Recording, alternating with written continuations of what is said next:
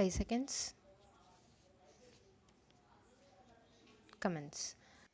Ladies and gentlemen, I have great pleasure to be with you today to take part in the annual general meeting of the Indian Chamber of Commerce and Industries, Calcutta. At the outset, I would like to thank the organizers for inviting me to address this meeting.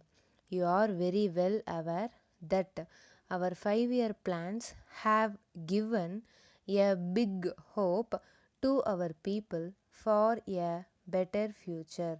There are signs of development in our farms and factories.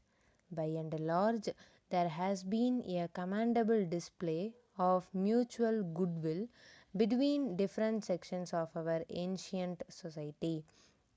I am aware that we are passing through a rather difficult period at the present moment, particularly in regard to economic conditions in our country. Unfortunately, agricultural production during the last few years did not show as great an increase as was expected at one time. As a result, there is shortage in food items and increase in their prices. We had a very bitter lesson from our experience during the last 1 year. First and foremost, efforts to increase agricultural production on a long term basis deserve the highest priority. I wish to point out in this connection that our food production increased at the rate of 4% per annum during the last two plan periods. A significant feature was that in some parts of the country, an increase of more than 5% was achieved, while in some other parts there was only an increase of about 1%. There is no reason why the high rates of growth attained in some parts of the country should not be achieved all over the country. The farmer has to be provided with all facilities such as better seeds, better manures, and irrigation facilities. The government is trying to do its best in this regard. However, the agricultural departments in the states have to be much more active. They must have more accurate figures about the production of different crops. The government must not only work for the supply of all the facilities required by the farmers, but it must also see to it that they are fully utilized.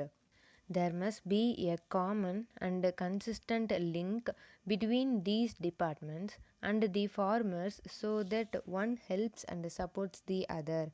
The accent in the next 5 year plan must be on the well being of the common man.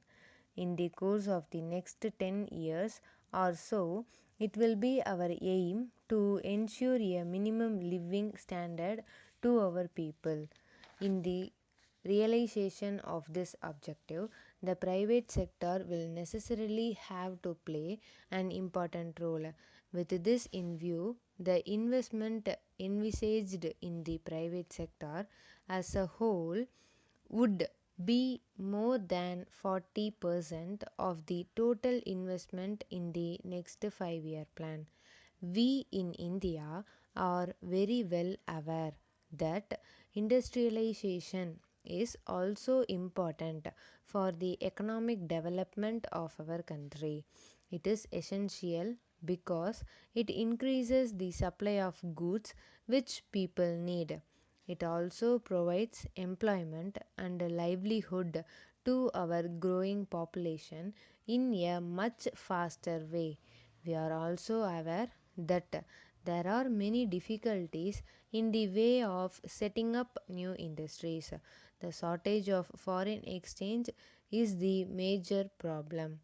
I am, however, happy to tell you that many developed countries in the world have come forward to help us in the matter of setting up new industries in India. We are much thankful to these countries. I once again thank you for the opportunity given to me and wish you success in your deliberations. Letter from Messrs. Brown and Company, London, to the Executive Director, National Enterprises Limited, Bombay. Dear Sir, we have great pleasure in acknowledging the receipt of your letter of the 25th instant. We thank you very much for your further order for the supply of the electric motors.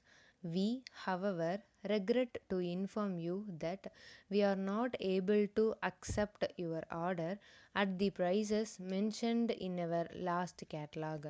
This is because of the increase in the prices of raw materials in the recent times. We therefore request you kindly to consider all our previous catalogs as cancelled. We wish to state in this connection that we have informed our customers about the increase in prices by a circular letter dated the 22nd instant.